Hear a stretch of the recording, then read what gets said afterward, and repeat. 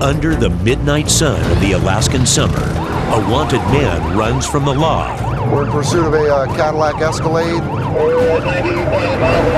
And the troopers must end the chase with minimal damage. 1722 passing on the left. Off the road and on the river, fishermen breaking the rules can't hide from the wildlife troopers. Gentlemen, we need to talk! And deep in the backcountry, a leisurely rafting trip may turn deadly. One of them's unaccounted for. It's all in a day's work for the Alaska State Troopers. There's a bear. You do? There's a bear. We got him. Outstanding.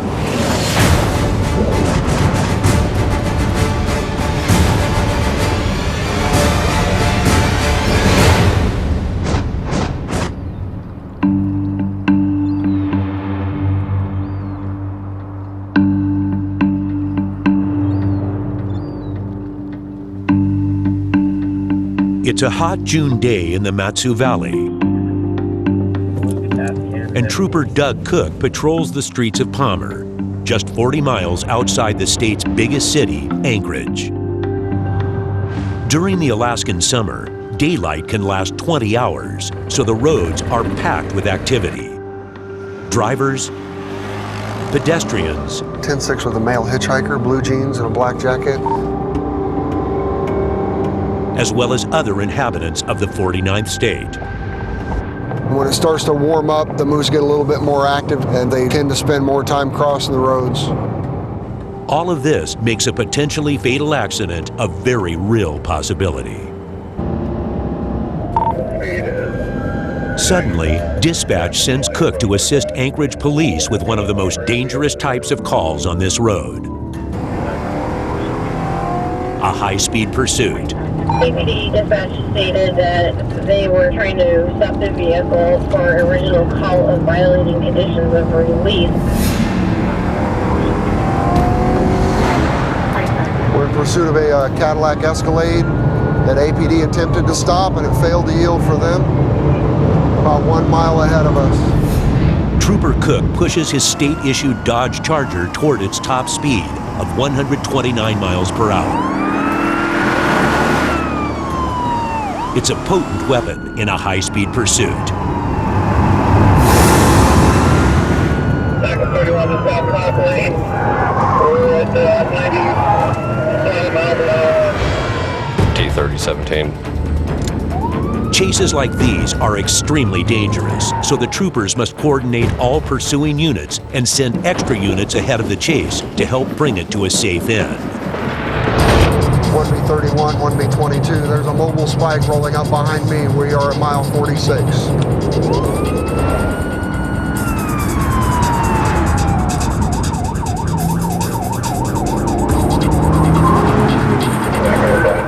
You're going to be fairly northbound. Speed is 95. Cook catches up with 2 trooper units, but they're still a half-mile back from the suspect. Back at 31, we're at 95 miles an hour. He's across the center line, just crossing again. Unusual QC-34 going on 17. 10-4, 1722, passing on the left.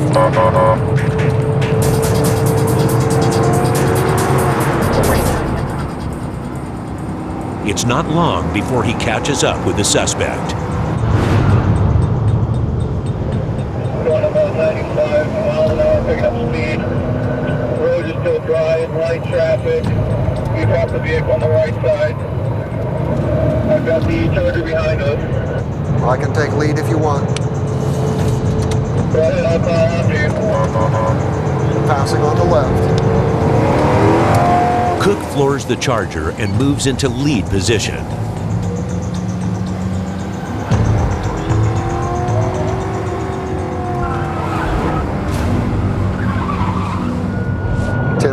His driving is erratic. He almost lost it on a sweeping left-hand curve. He's passing another 2 vehicles into a yellow. Speeds are 107. 4 miles ahead, troopers prepare to deploy a spike strip. Spike strips are designed to rapidly deflate tires, bringing dangerous high-speed pursuits to a quick and safe end.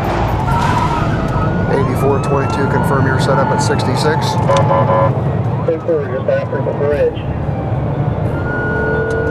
Back up 31, just got another vehicle on the double yellow. We're down to about 85 miles an hour. As they approach the spike strip, Cook backs off. We're at mile 65. I'm gonna back off 1/4 mile. The spike strip is ready to go at the other end of the bridge. 8422, we're coming up to the bridge. And he's in the left-hand lane. Speed zone 107.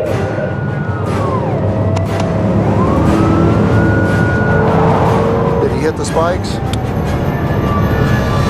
Negative spike, you got it right. The suspect pulls to the extreme left side of the road into oncoming traffic to avoid the obstacle. Copy, you got around him. 1B1722, confirm discontinue. No, we're done. We know who he is, and we can go from there. The troopers call off the pursuit for public safety. There's a construction zone 10 miles north. Cook backs off even further. Just lost sight of him at mile 73. We discontinued the pursuit. It's getting into a construction zone, which is a gravel road. We identified the driver, and it's too much of a risk for the motoring public for us to continue this pursuit. We'll catch up to him. We know who it is. We've identified the vehicle, and we've identified the driver based on prior contact with APD, and he's a felon from what I can understand. He won't get away. We'll catch up to him. Tango 42, be advised, I'm at 100 on the park, headed that way right now. Troopers from Fairbanks call in to assist in the pursuit.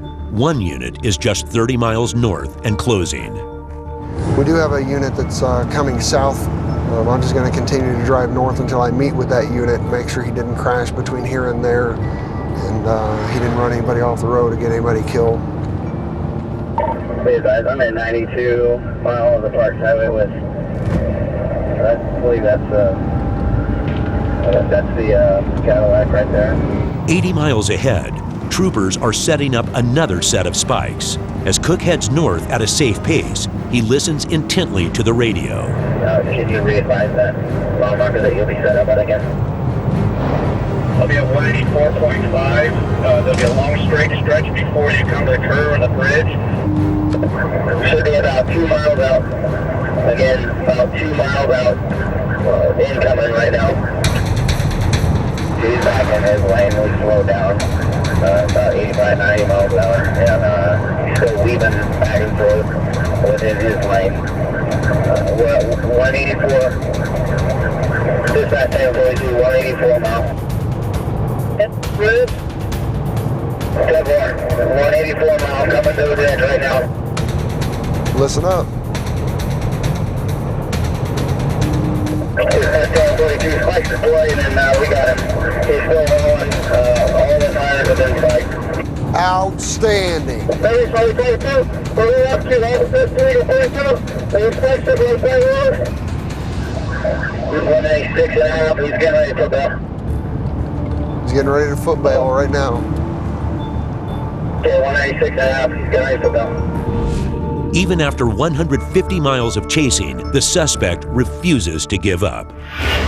Survey 1042, we're rolling again. He's doing a lot of moving around the vehicle. He's got something in his hand. Back off. Back off. 2042.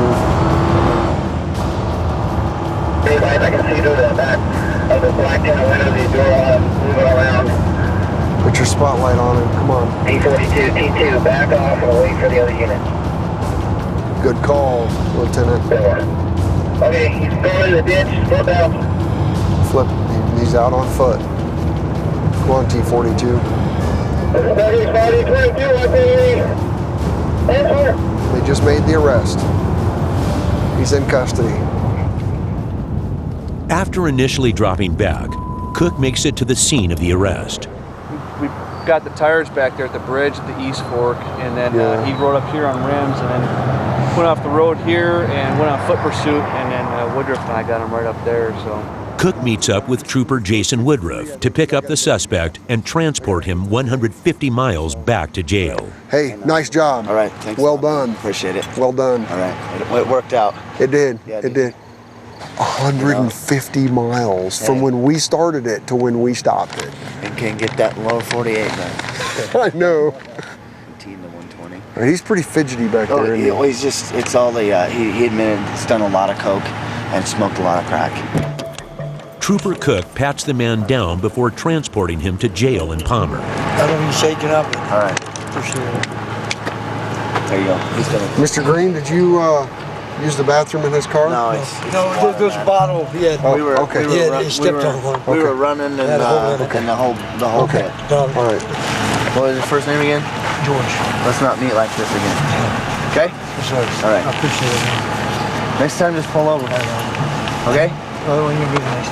Yes, sir. All right. Come on back here and passenger side. Sure. Thanks again, boss. Yep. Take it easy. Yeah, it's okay.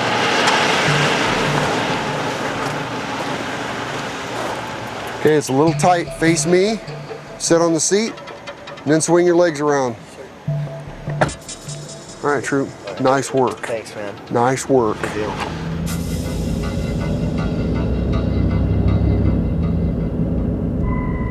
You had to be getting pretty low on gas too, didn't you? I couldn't have went another 3 miles.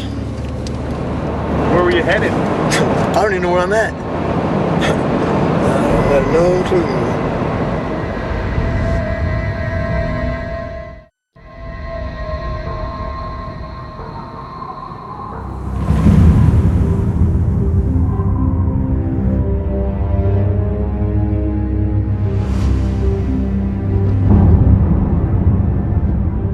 Extended daylight and increased temperatures make June a popular month for tourism throughout the 49th state. 150 miles east of Anchorage in Copper Center, Wildlife Trooper John Simeon heads out to check on sport fishermen on the Clutina River. It's prime time for sockeye or red salmon fishing in this part of the state, and anglers from all over hit the rivers to enjoy the outdoors and catch some Alaskan salmon. Simeon's there to make sure they're all playing by the rules. Mind if I take a look at your fishing license real quick? There's something really that's surreal about Alaska. It captivates you, and all the years I was in the military in the lower 48, all I dreamed about was coming back home, and anywhere in Alaska's home. It doesn't have to be the place you were born or the place you grew up. If you come from Alaska, you always want to come back. Today, he heads out to the harder to reach areas along the river. We're gonna sneak down over the bluff here and see if we can see anybody snagging any reds out of the Clutina River.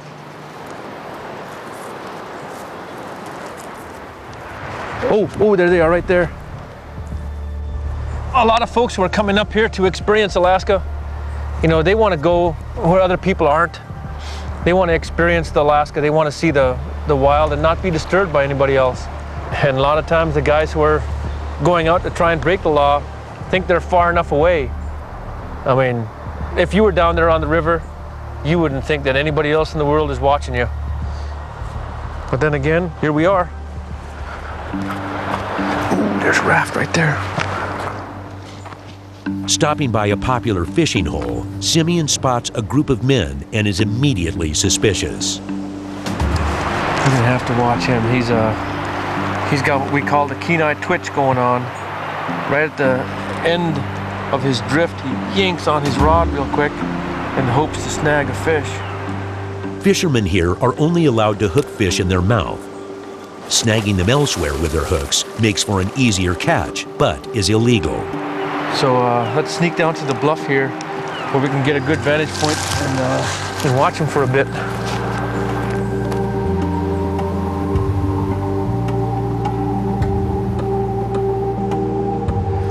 That's such a snagging move.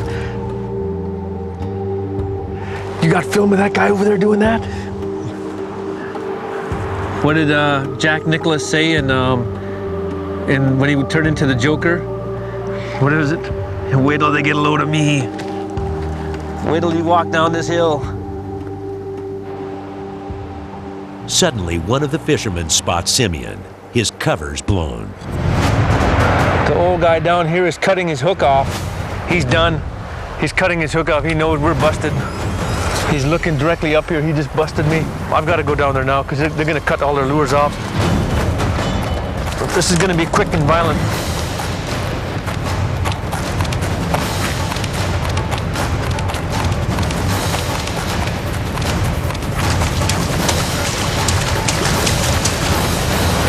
Sir, can I talk to you, please? Gentlemen, we need to talk. Where are you all from? We're from Utah. Utah? Okay. Well, my name is John Simeon. I'm with Alaska State Troopers. Okay, John. We need to talk about your fishing technique here. What do you call that violent twitch you guys do at the end there? Just a set. Flip? You don't set a hook unless you got a fish on the line. That's a snagging move. A citation for snagging could cost these fishermen hundreds of dollars. Snagging's illegal. Even attempting to snag is illegal. From watching you up there and watching you over there as well, I mean, you guys were ripping that thing at the end. Is this all the fishing poles you have here? Uh-huh. Yeah. So what's the blood from? And do you guys have any fish here? I got one sockeye over there. Okay.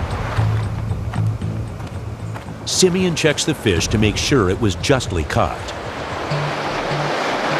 Okay, but you guys still haven't described that violent twist you guys do at the end of your drift. What do you want us to say, sir?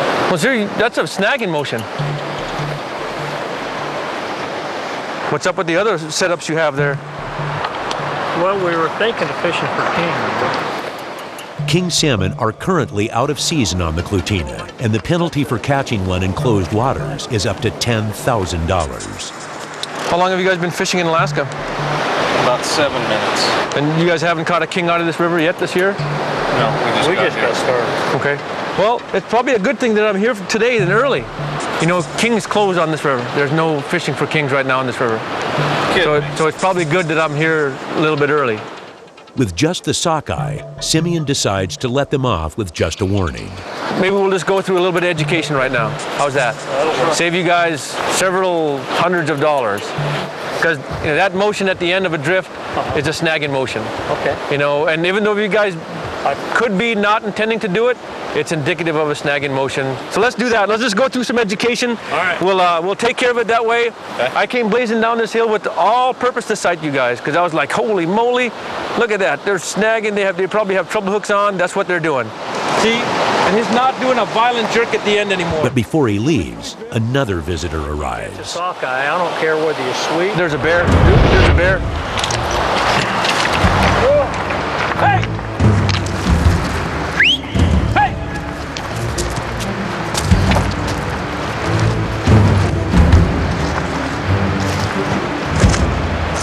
Ran off. He's gone now. Yeah, he wasn't over there. We went back over. But if you can look, Black he was bear. sitting, yeah, he was sitting right in that clearing right there, looking Why right don't at you us. lead us out of here? I'm out. I don't want any more. You got a shotgun. You guys are good. Good to meet you, Ward. You guys have a good day. Yeah, thanks, my friend. Appreciate it. Sir? Yeah, thanks for cutting Yeah. some slack. You bet. So we'll take care of it that way. I'm pretty sure when I leave, if that bear doesn't come back, you guys are going to have a good day. I don't know about this. Make a lot of noise when you leave. Yeah.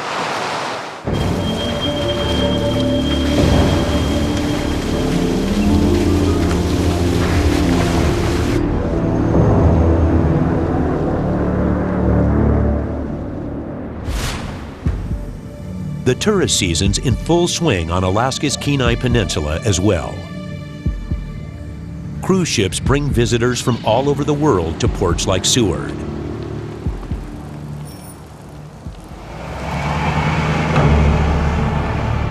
Sergeant Dan Cox patrols the busy Seward Highway north of town. He's been patrolling the area for 4 years, but never tires of the scenery in his backyard. Talking with tourists and stuff that I come in contact with, they can't believe how beautiful Alaska is, and they pay thousands and thousands of dollars to come up and see things that I get to see every single day. I've been all over the world traveling and vacationing, and I've never found a place that I would rather live than Alaska.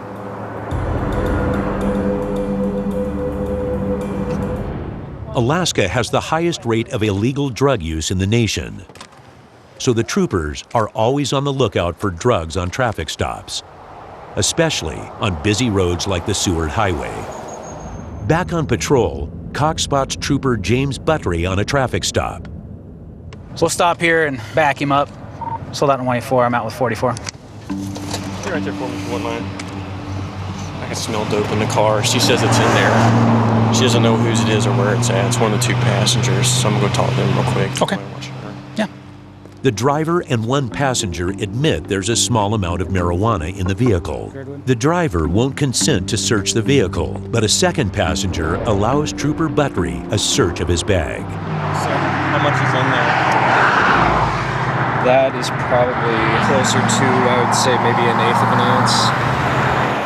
With the pungent odor and the amount of bags left unsearched in the vehicle, Buttery's not convinced this is the only weed inside. Well, you told me there was some. Well, no, I know. And then he told me there was some, and then he gave me some that didn't match the amount that you told me. And I see where you're... You see where this starting to build with me and stuff. There's a little bit more in there than what people are telling me. Would you give me consent to search your vehicles? Just to see if we can locate the rest of the stuff and get it out of the way? I just don't think it's necessary to search it. But You think it's necessary? I don't think so. Just no? I'd like to say no. That's your choice. Just hold on 1 second for me. There's more in there. That's more. It's littered everywhere in there. You can smell it everywhere. I mean, like I said, stuck my head in the car. As soon as the wind hit, it just came out of the back. And that little Tupperware container he gave me ain't what it all came from. There's more in there. The red-headed passenger, I don't remember what his name was. He's the most nervous out of every one of them. But he's the one that's... And that's the one you found it on? No, I found it on this guy. He's the one that gave it up to me, but the guy in the front passenger seat right now, he's the one that, when I told him I was seizing all the bags in there, his eyes got about as big as dinner plates. Without the driver's consent to search the vehicle, the troopers seize the car and apply for a search warrant from the judge.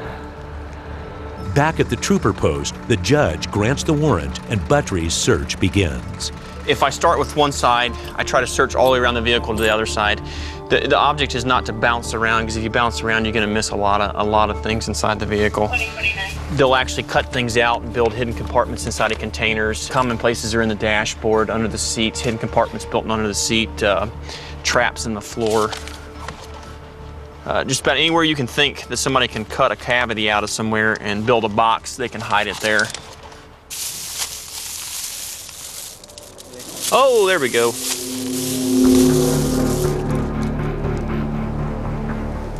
I think she was a little off in her estimation of a couple of eighths. Buttery finds enough pot to charge the driver and one passenger each with a misdemeanor. 1, 2, 3 pipes, several packages of marijuana, both in here and also on the front seat passenger. It's a relatively minor charge, but for the troopers, every bust can make a big difference. The way I view things is every little bit counts. You just can't treat these little incidents like they're nothing. Our interaction with one individual may change their view on things. They may decide that they don't want to use marijuana anymore or use any illegal narcotics anymore, and they may clean their act up, and that's kind of the goal of everything.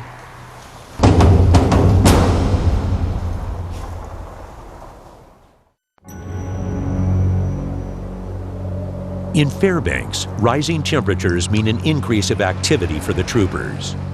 Only 4 troopers per shift are charged with the region surrounding Alaska's second biggest city, including Sergeant Brian Wassman. His 17 years on the job has taught him to take nothing for granted. When we respond to calls for service, at that time it might be fairly routine for us, but the person that's calling and requesting our assistance, those are significant events for people. If we're able to help somebody even in the slightest, if we can affect an outcome and improve somebody's situation, And towards the top end of that scale, if we can hold somebody accountable for victimizing somebody or stealing from somebody, that's a really rewarding feeling. I mean, we're the front line against a lot of that business.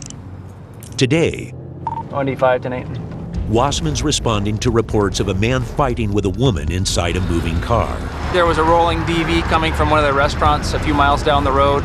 The driver was driving recklessly, and it looked like there was a scuffle going on in the car. The car is reportedly driving erratically and at dangerous speeds. Troopers send multiple units to stop it. When Wassman arrives on scene, it turns out the erratic driving may not have been caused by a fight with the passenger after all.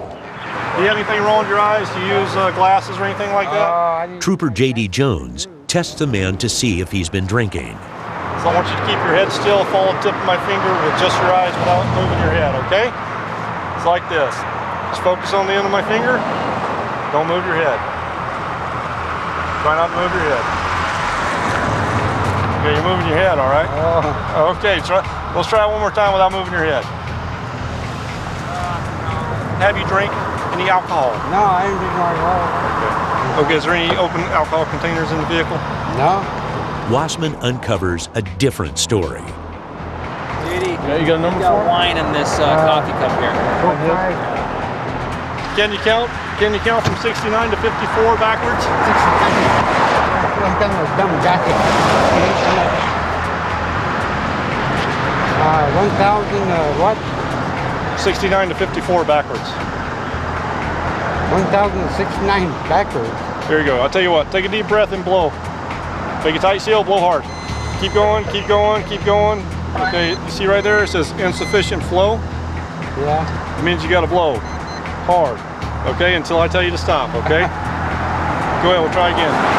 Keep going, keep going. Okay, it says insufficient flow. You wanna try one more time or not? I got bad luck, I've been smoking. Take a deep breath and blow.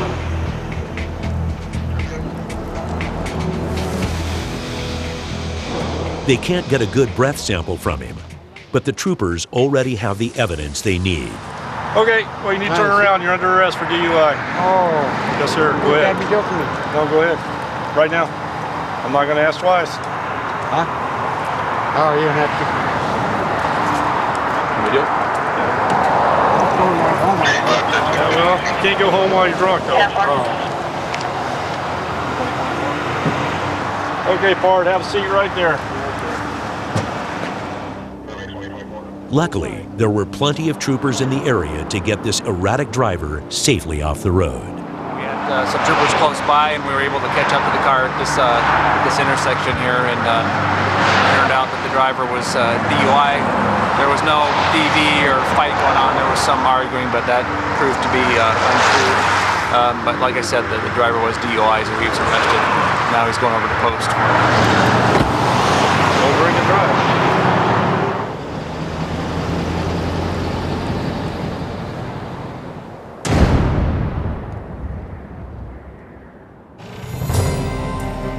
June means time for fishing.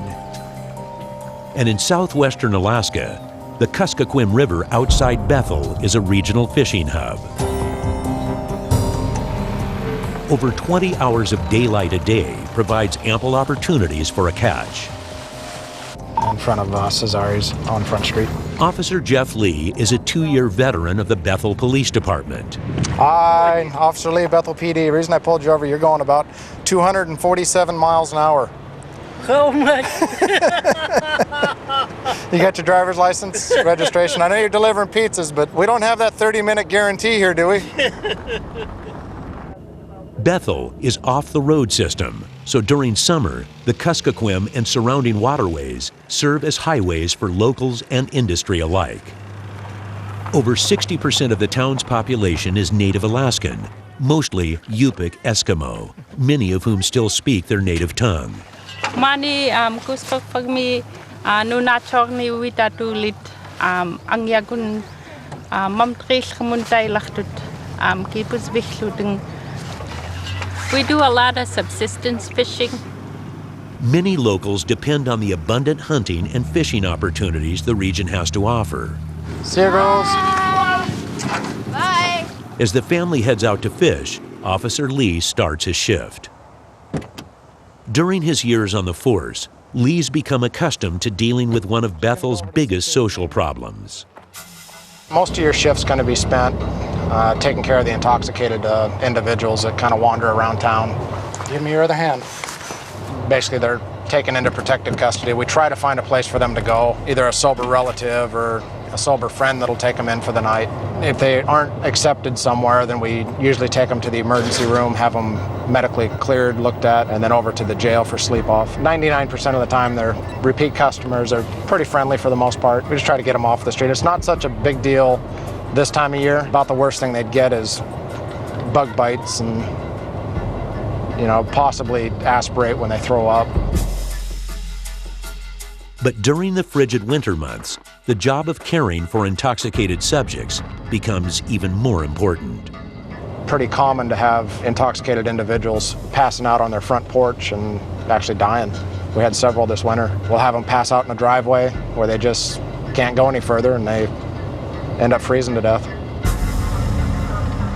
Bravo 13 PD. Go ahead. On the other side of town, Officer Colin Sims is responding to reports of an unresponsive man lying in the grass. Copy, thank you. We'll go talk to him.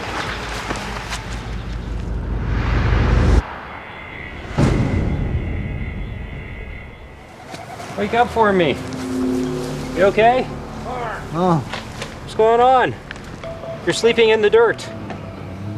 You have any ID on you? Are you sick? No. Are you drunk? Yeah. No? Why are you sleeping in the grass then? As Sims assesses the man's condition, another intoxicated man shows up. I'm a neighbor. Okay. Do you know him? I don't even know him. You don't know him? Okay. Well, we'll take care of him. Okay. We'll get him to the hospital, and then we'll get him a good place to sleep. Okay. Okay. What I'm concerned is, what's his name? Can I have his name? No. Can I have his name? I think that's his name. No. You came out here. You're right. Let go of me. Yeah, and can I have his name? I think it's. Can I have his name? I just told you his name. What are you gonna do? We're gonna take him to the hospital. Step back. A community service officer arrives to transport the man to the hospital. Here in Bethel, okay?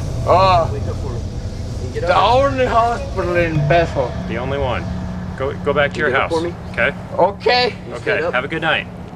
I'm having good night. I'm having good night. Don't step too close to me, okay? I'm having good night. Okay, good night then. Go. Let me help you out. Go. Go home. But looking at you. Don't point at me. Go home. Don't point Go at home. me. Go home now, or you're gonna go to jail. Go. Go home. Hey! You just pointed at my... Go home. We're gonna take care of him and you need to go home. Okay? For what? Because we're gonna take care of him. I can't have you yelling at me and take care of him at the same time. Go back to your house. We're gonna take him with us. And President Obama's gonna be okay with this? I don't know. You'd have to ask him. Write him a letter. Sims tries to get the man to return to his house peacefully. Where do you live? Which one of these houses? I don't care. I don't even need to tell you. Are you gonna go back inside? Yeah. Okay then. Is this your dad? This is Iraq. This is Iraq. Will you get him inside before he does go to jail? This is Iraq. This is Iraq.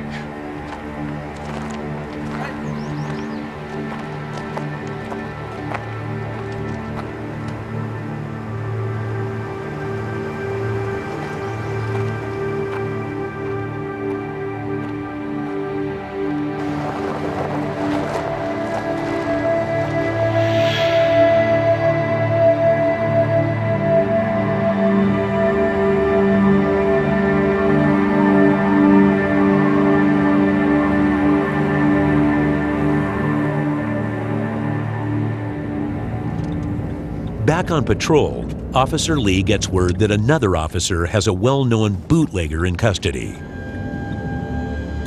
33 communities in Alaska have banned alcohol possession completely because of the many problems it's caused. In Bethel, residents can legally order limited amounts of alcohol from Anchorage, which bootleggers then sell to the surrounding dry villages for profit. Under the midnight sun, Lee heads to the scene. 2352.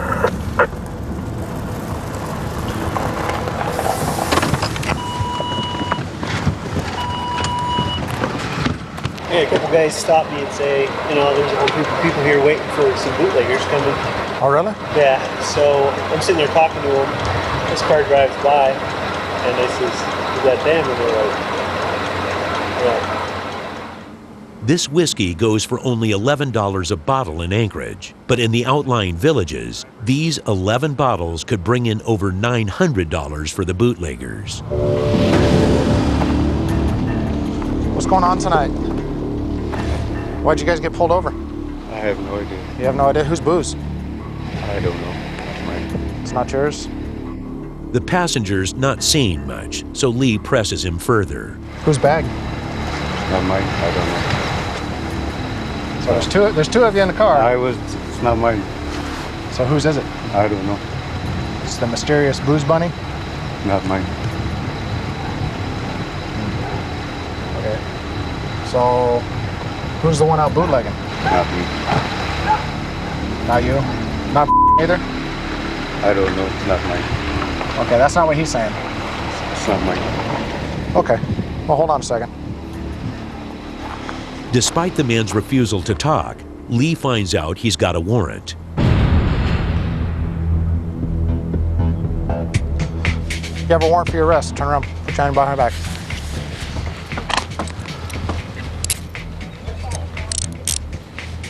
What? You got a warrant for your arrest for assault in the 4th degree. But it gets worse. Lee finds a pipe. Anything to go with that? Okay. What is this? Dope. That's dope? Okay. All right, let's go this way. Both individuals are transported to jail. It's a good catch for Bethel PD. We're not allowed to order alcohol. We can have alcohol here in Bethel.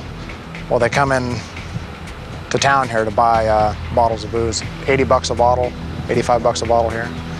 So, times 11 bottles, it's pretty good business here. Moral of the story is, you know, it ain't worth it.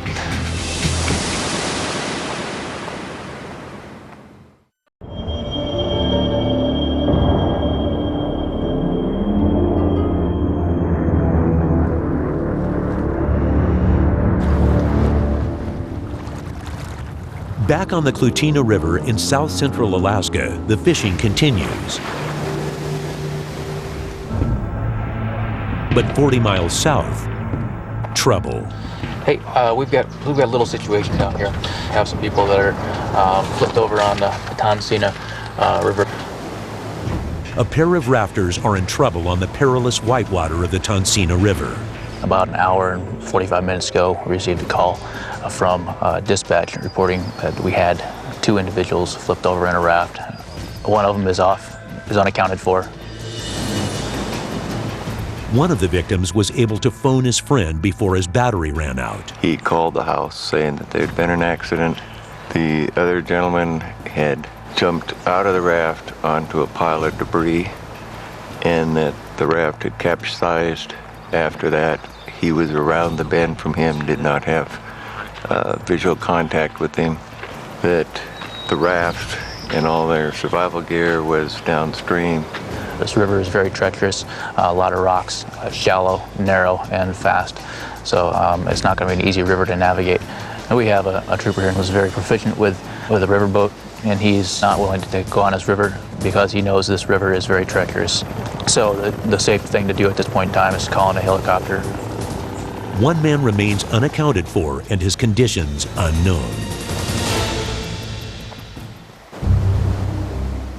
If the lost boater submerged during the accident, hypothermia is a very real possibility. For they're going to be cold, first of all, we need something to get them warm. I don't know if they have any kind of trauma at all. So I got a basic emergency kit. Local rescue workers soon arrive, and the team gears up and heads out to locate the 2 victims.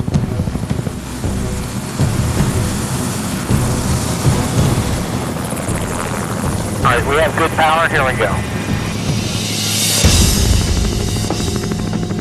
Reportedly on a sandbar on the side, but we'll look for somebody waving. Yeah. What kind of raft was it? Yeah, it was a cataract. The blue cataract. Okay.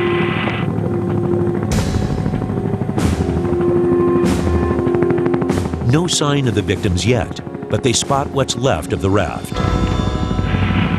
Looks like it might be. Oh, there it is. There's the raft. There it is. Oh, kayaks. Holy cow. A little inflatable kayak. And they were coming down in that? Holy cow. They told me they had 2 people in that little kayak. Oy vey. The team finds the raft.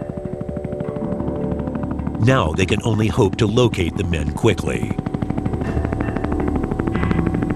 We could go a long distance. Probably. There we go, right here on the left. Okay, off the left side. Okay, I have him. That's the gentleman in brown, looks like. All right.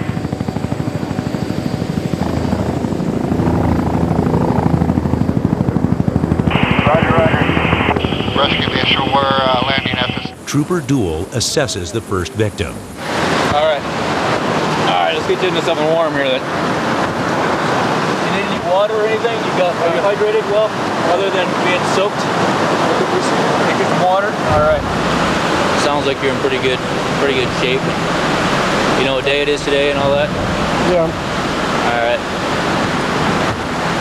About the closest I've come to dying ever. Yeah. You swallow a bunch of water? Wasn't so much water, but I ended up down. I think I got caught on that snag right there. My life jacket got caught on the snag, and on this one in the center of the river. I think it was this one, and it just held me under for about, I don't know, a long time. Yeah, that's scary. Yeah. That water comes down, it puts a lot of pressure on you. You have to respect the water, that's for sure. Yeah, for sure.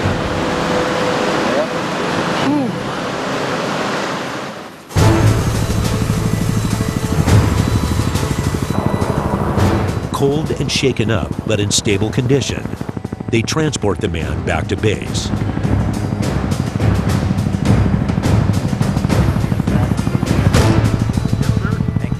And then head back out to find his friend. Okay. That's crazy that it even floated down this far. It's caught under debris of some sort. What I'm going to try to do is we're just going to go slowly. You guys will look down in the trees to see if we can find them. Okay.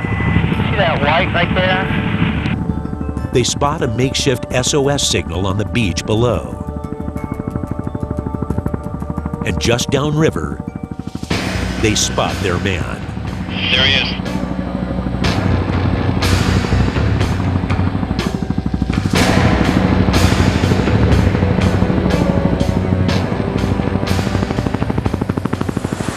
Thinking your gear, you got it. You okay, sir? Yes, sir. All right, glad you had your life vest on. Oh, absolutely. Not just a life vest, but a good one. What's that? Not just a life vest, but a good one. Good. Back at base, the 2 friends are reunited after a nerve-wracking afternoon. I think I was a lot more worried about him. He was the one in the water, and I watched him go around the corner and disappear, thinking I'm not going to see this guy, possibly again, and I didn't know what's going to happen. And then you're sitting out there, and you're like, okay, your buddy just disappeared around the corner in the water. What are you going to do? And the first thing came to my mind when we launched the boat, our buddy Carl told him, if we're not back by 11, call out the troopers. So that made me feel comfort. I'm sitting there thinking I might spend the night out here, but somebody's going to be looking for us come tomorrow. We got everybody out. Everybody's safe. So it's a good day. That's the way we like it to end.